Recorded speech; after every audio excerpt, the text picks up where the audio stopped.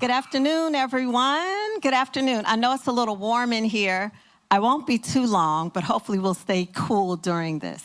I'm going to be seated because I came all the way from across America, so I had to take notes, so I wrote my speech. I don't want to forget anything that I want to share.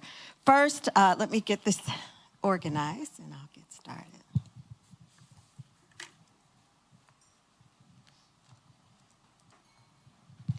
I want to thank you for the kind introduction, and also I really want to thank the organizers of this forum for inviting me here today, to everyone from the universities, from VMU University to VU University, and also a special thank you to Jurgita and Fatima with the U.S. Embassy, who have literally been by my side since I arrived on Tuesday. So thank you.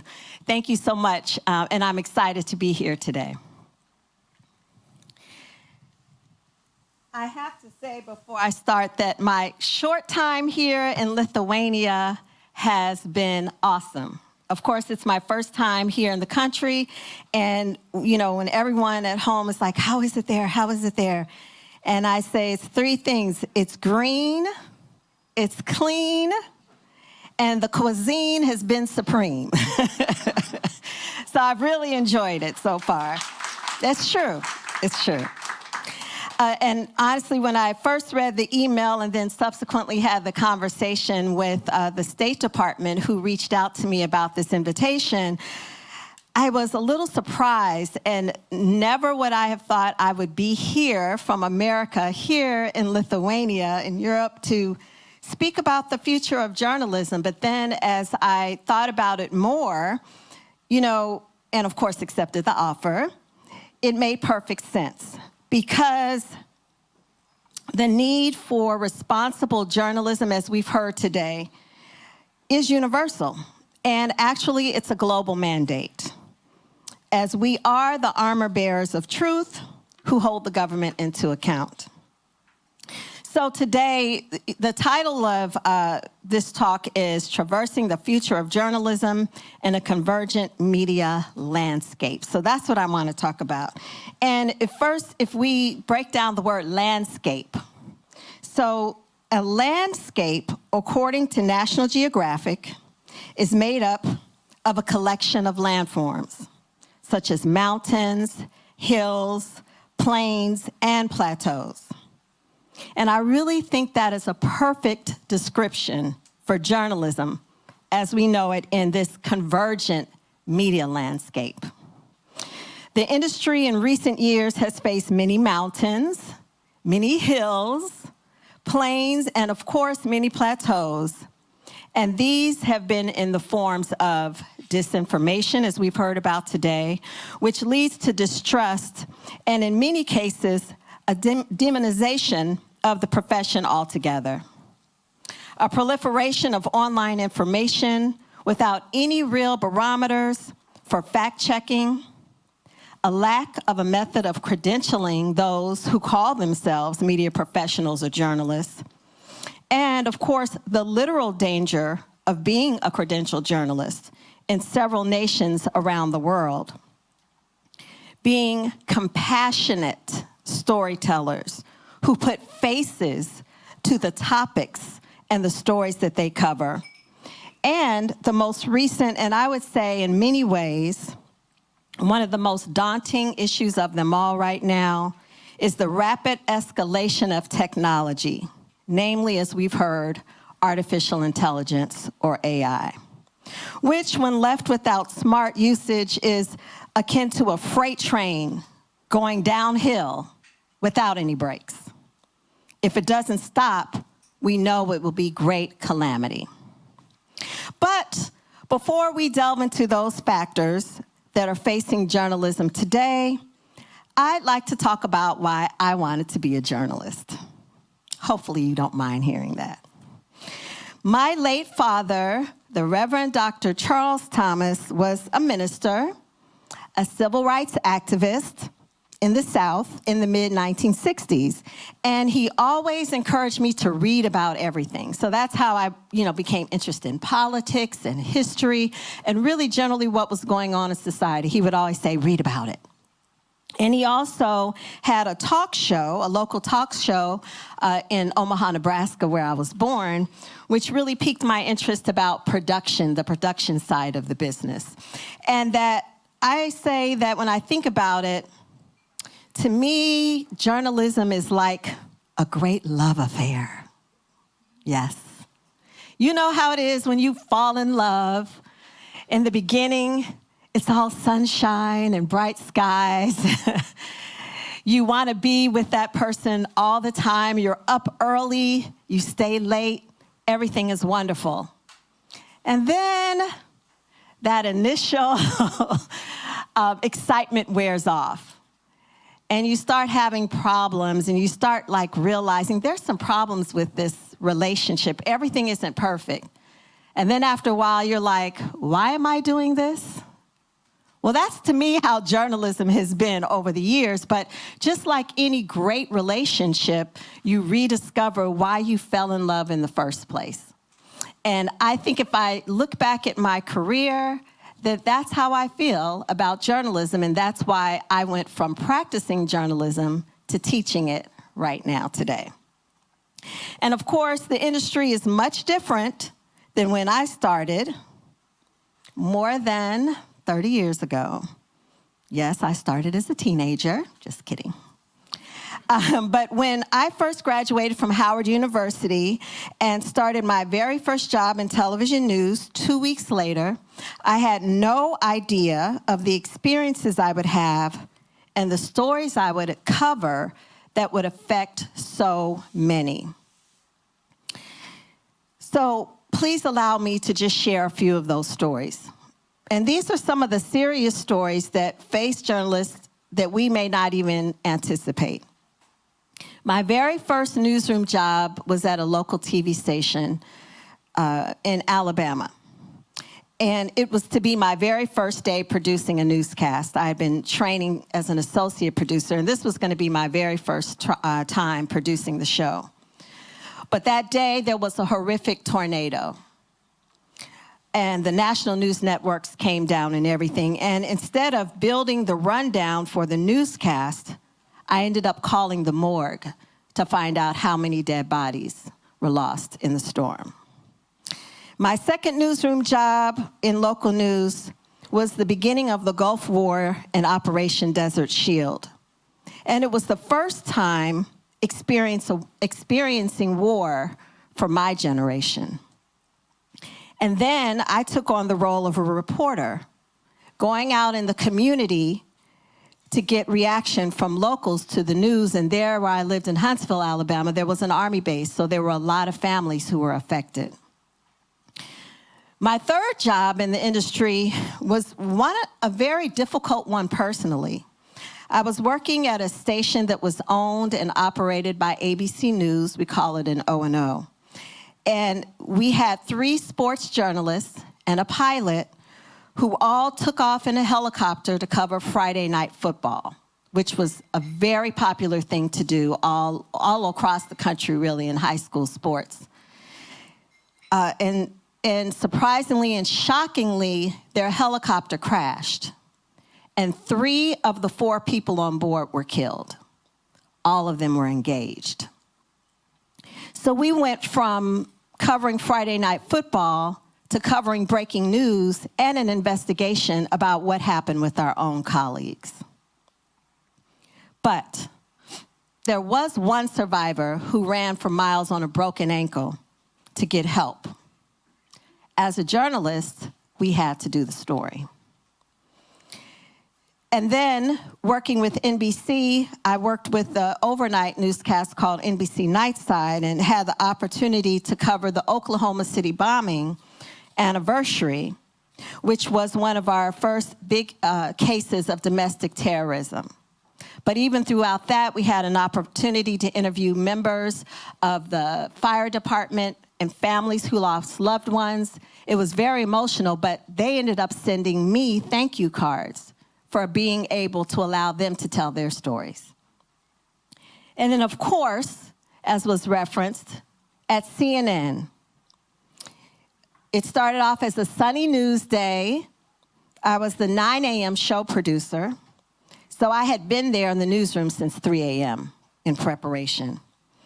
And everything was going as planned until about 15 minutes before the show started, where we heard a loud sound that sounded like thunder that was coming down from upstairs. And it ended up being all the executives from the editorial meeting saying something happened in New York City, something hit the World Trade Center, one of the towers. I grabbed my headsets, ran into the control room, and was there for the next several hours, witnessing the most horrific act of terrorism in U.S. soil. And as they say, the rest is history. And now, even as a journalism professor, I had the opportunity in 2017 to go to El Paso, Texas, where I reported, wrote for a website, and produced a long-form video story after spending a day with the U.S. Border Patrol, in Texas, where undocumented immigrants were actually captured at the border. Witnessing all of this, seeing the facility they were to be taken to, and how emotional it was. We also talked to people in the border cities to get a feel for what it was like with people in the communities. And of course, these are just some of the thousands of stories that underscore the quote by Philip Graham that journalism is the first rough draft of history. But what will the history of this moment teach us today? How have disinformation, artificial intelligence, and attacks against members of the media impact the future of our industry? Now, when I conduct media workshops, I also started a media consulting business called Media Ready Consulting. And a lot of times I'll speak with companies and professionals, and I always start off the same way. I do a loosely based little poll, and I go around the room, and I'll usually have a PowerPoint, and I ask them to complete the following sentence, and I give them a number of choices. The sentence is, I regard the media as. The choices are fair and balanced journalists, vultures, fake news, and people with jobs in the industry. And in every single case, I receive responses for each choice except, guess which one? Fair and balanced journalists. It is an issue which I believe is a direct result of many things, but primarily now, disinformation and attacks against the media. So disinformation, or what many around the world may dub now sometimes as fake news, and the subsequent demonizing of the media have created what I call a political and pedagogical poser, not just for members of the media, but for professors who are also tasked with teaching would-be journalists. The current climate for the news industry, I say, is synonymous to a thunderstorm, with the convection being the calamity of the fourth estate as fake news and the unpredictability of social media, and it becomes the perfect storm. But in order to quell this tempest, journalists must ride out the storm, steady the ship through adhering to the fundamental principles of the profession. And in turn, journalism professors must be vigilant at teaching media history, media literacy, and ethics while underscoring excitement for the profession. It's a daunting yet surmountable task. Now, according to the National Intelligence Council assessment, digital repression is occurring against the backdrop of broadcast digital influence operations that many autocrats have conducted globally to try to shape how foreign public view their regimes, create social and political upheaval in some democracies, shift policies, and try to sway voters' perspectives and preferences. We see that in autocratic societies around the world, but also in some democratic ones, such as in the US. In the United States, former President Donald Trump, who is now the front runner in the 2024 president election for the Republican Party, was, in my opinion, the biggest perpetrator of spreading disinformation, much of it aimed at the media. While the relationship between the president and the press has never really been a cozy one, it's actually always been a frosty one. The verbal attacks by the former president has led to increased incidents of intimidations and sometimes even violence against journalists by citizens. And in fact, in one of the lectures, or one or two of the lectures that I presented this week, I showed a clip. It was about a minute and a half, literally, of just President Trump calling the media fake and attacks. There are many other clips I could show when he's attacking journalists, asking questions at the White House, especially female journalists, black female journalists, and it goes on and on. And in fact, he attacked journalists who were blatantly disrespected just for doing their fundamental role as, yes, defenders of democracy.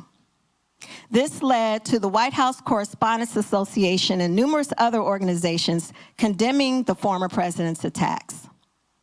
And right now, as we know, more ramifications are currently in play. Mr. Trump faces 4 criminal cases stemming over his efforts to overturn his 2020 defeat. After that defeat, more than 2,000 rioters overtook the U.S. Capitol, as we know, on January 6, 2021, brutally beating police officers and threatening to harm lawmakers, even the vice president. Several people involved have already been sentenced to prison for their roles. And recently, Fox News Network, which had to pay $786 million to settle a defamation lawsuit related to its coverage of false claims following the 2020 presidential election. Now, let me be clear. As we already know, journalists are not the enemy of the people. We are the advocates for the people. Yet the constant barrage of fake news has had a detrimental impact on the public's perception of the industry. I actually agree with Reporters Without Borders, who states that journalism is the main vaccine against disinformation. But as we look at various countries around the world, we know that in this regard, there is a vaccine shortage. Journalism is under attack. And unfortunately, in too many instances, that's a literal statement. So far this year, there have been 21 journalists killed in the line of duty and nearly 540 detained around the world.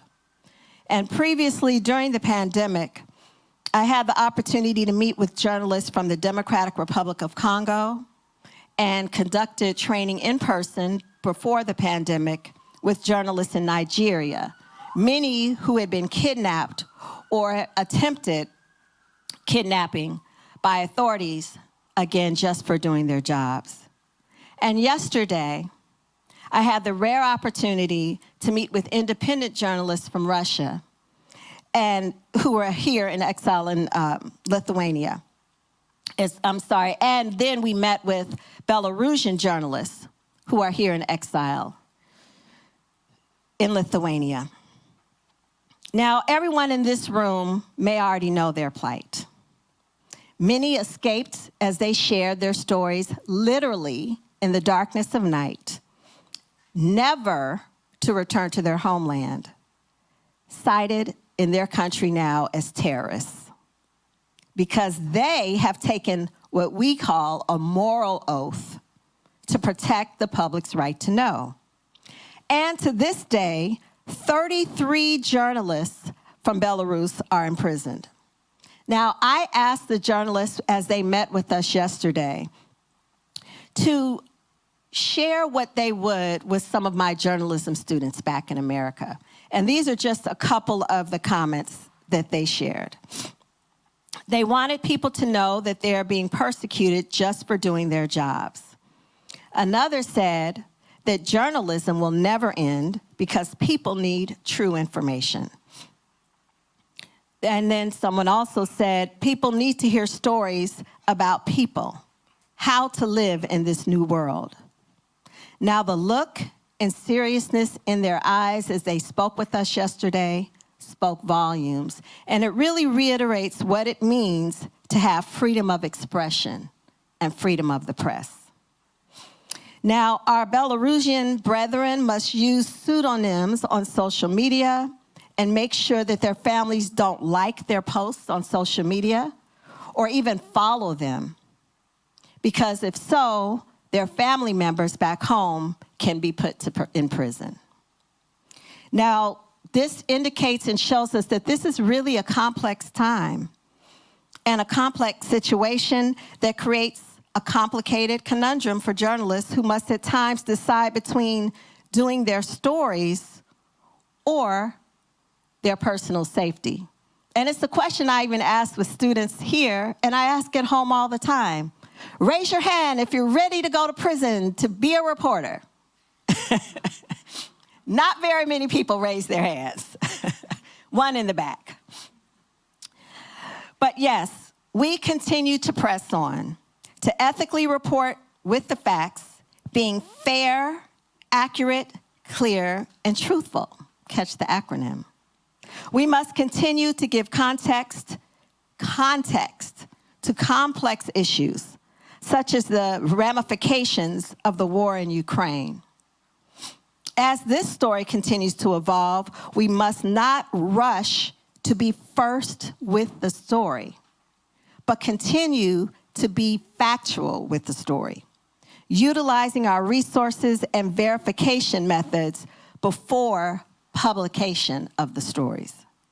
However, we know that a tweet can become world headlines before a spell check is even conducted, and a rant on a blog post may be repeated as a lead story on a newscast without the news outlet doing its due diligence.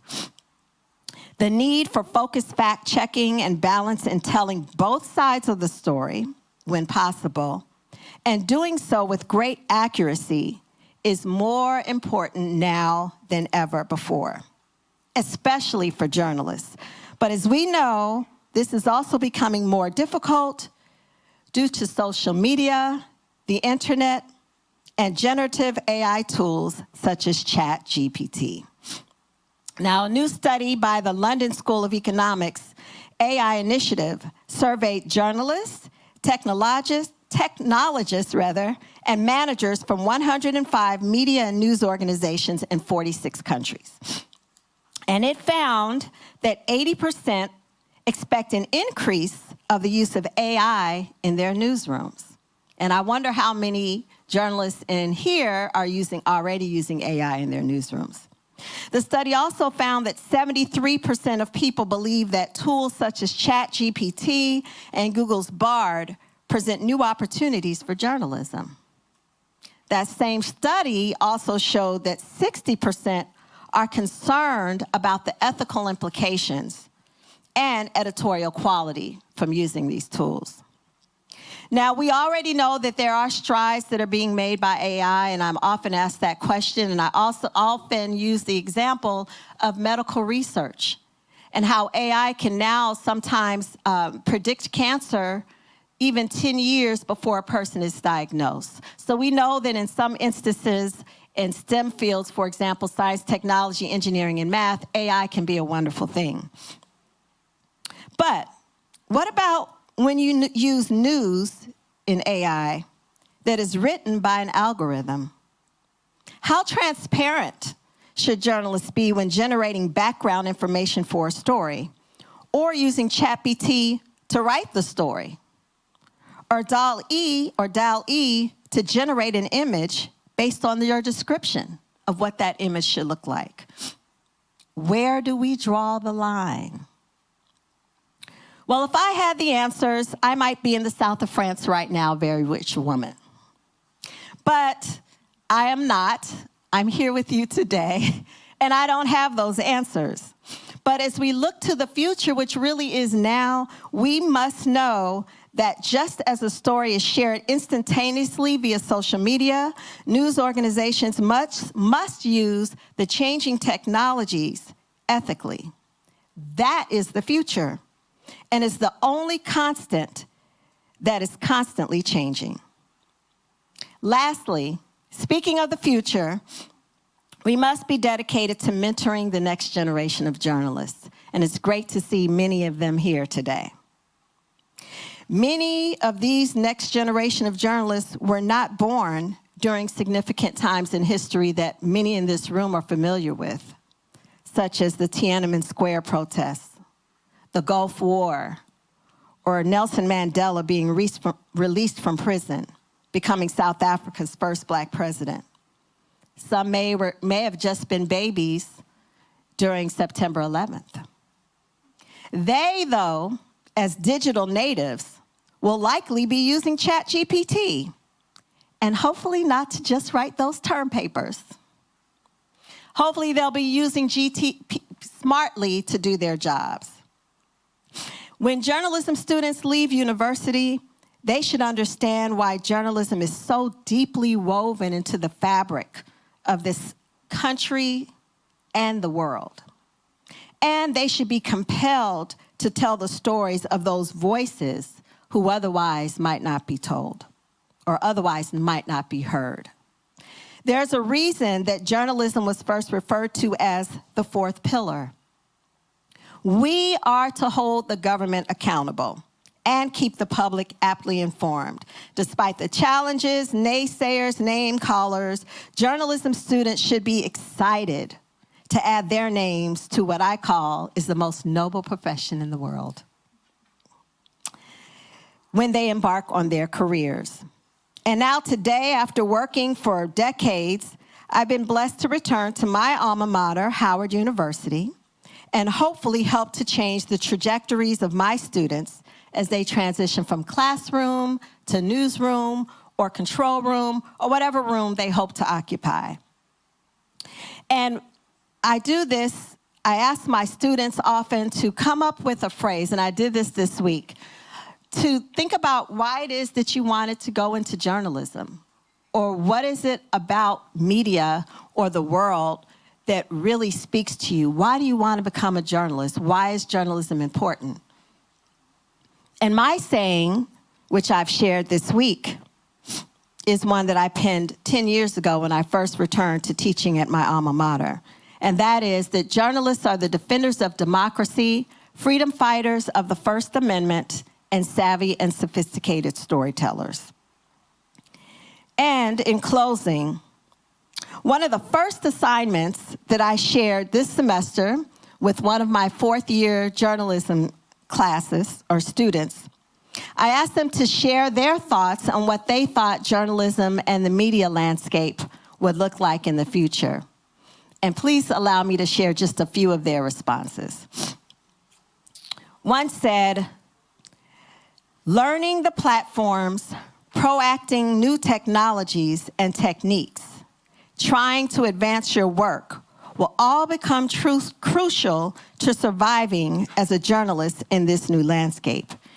It only takes one video, article, or story to go viral, and it can potentially create a ripple effect that permeates throughout towns, cities, states, and even countries. Another said, as I start my career as a media professional, I know that it is my responsibility to remain ethical in all of my work so that I can guide people through those blurry areas. Journalism will continue to change rapidly, but I know if I stay ahead of the curve and remain a moral agent to my community, then I know I'm doing my part the right way. And another said, and I'm going to shorten theirs because it was kind of lengthy, but it was good. There are obvious pros and cons to technological and social advances within society and within the journalistic world. We now have faster and easily accessible platforms across the internet to send and receive news stories with our communities. Now there are more tools that journalists can utilize to create stories at a quicker and more efficient pace. But journalism doesn't have to just be pen and paper like it used to be. We have more multimedia options to produce versatile, creative, and engaging stories that can still be informative. I hope to see the landscape of journalism in true authenticity. I know the world will not stop for anything and anyone, and that's okay. The world of journalism is always going to face challenges and change, but the key is finding that balance for myself, when I can look forward to the changes that come while also adhering to the beginning roots of journalism and what it stands for. Authentic, accurate storytelling. That is the work of a journalist. Statements like this give me hope, as do the questions and conversations that I've had in just my short time this week being here at VMU and BU talking with students about some of these same issues. We must remember that these students will one day be hiring us.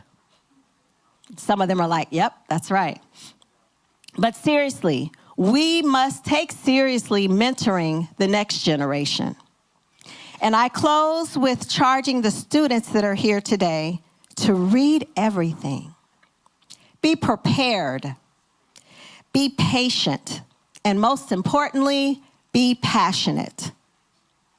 To my colleagues in academia, whether you provide much needed research, are a former practitioner, or both, stay committed to your vital role at producing the next generation of responsible and ethical reporters, producers, bloggers, editors, and multimedia journalists. And to my fellow journalists, continue to fight the good fight. Ride out these turbulent waves. A new day is dawning, and someone has to steer the ship. Journalism is a calling. Today, let's collectively renew that calling. Thank you.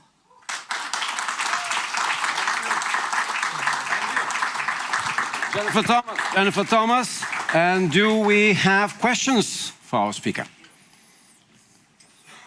Yeah, it's getting late in the day. Yes.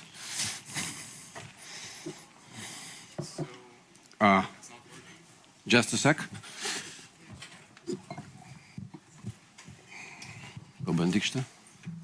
So first of all, I would like to thank you for coming all the way from the United States of America and presenting such a great speech.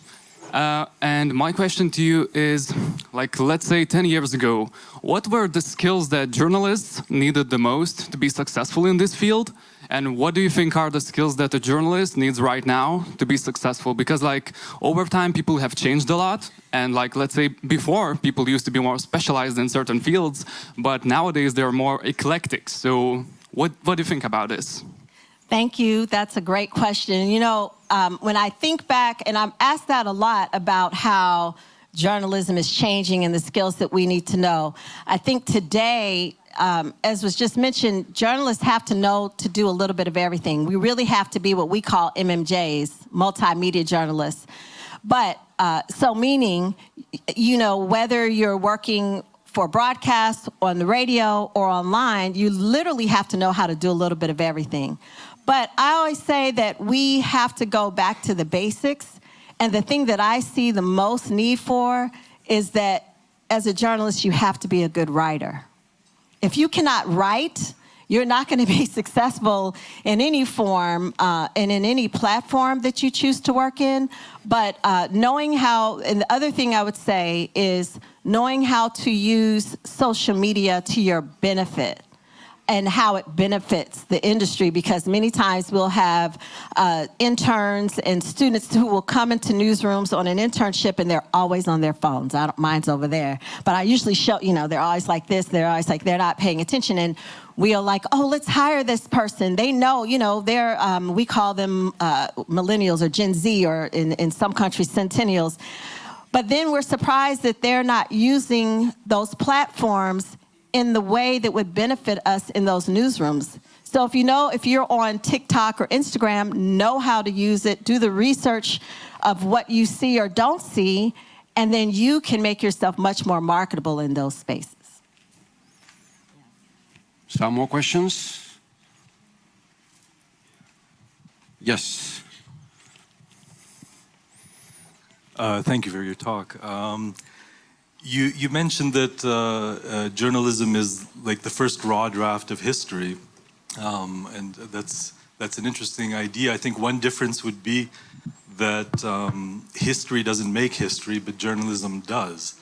So you have like what you call in quantum mechanics this observer's phenomenon, that that observing a phenomenon actually affects the phenomenon itself.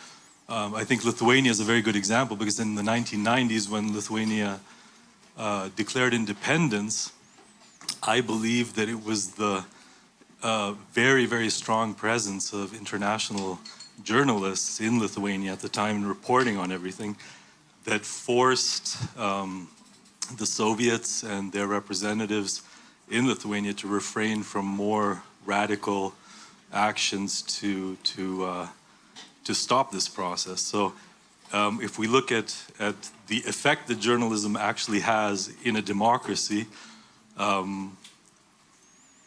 percentages are very difficult, but what would you say, like, to what extent is journalism's mission actually to be a rough draft of future history, and to what extent do you believe that its function is much deeper than that, one of forming history itself? Well, I love, and I'm going to ask you later to repeat it so I can write it down, because you're absolutely right. I agree with you. And, you know, one thing that I shared in one of the presentations and that I talk about often in class, to your point about international journalists being here in Lithuania in the early 90s, is that during the civil rights movement, the late, great Congressman John Lewis, who took part in those civil rights marches, talked about the press, and he said that if it were not for the media, the civil rights movement would have been a bird without wings. So in that regard, I think, to your point, we are the ones that open the door to the world to see what's going on as it's happening. And I guess, and I didn't come up with that statement, obviously, about being the first rough draft of history, but I use it in context to say that, you know, we're reporting on it first as it's happening, but it's continuing to evolve. So say if I were talking about 9/11, the first reports that came in were very different from 3 hours later for what we reported, and then how it continued to evolve. But it is history, to your point. I actually agree with you. But yeah, and I think that it may be deeper than just being the first rough draft. And I think that as we see by evidence of what's going on in the world today about all the great lengths some countries are taking to suppress journalists around the world, we see how important it is to, as you mentioned, and as we talk about, upholding democracy. So yeah.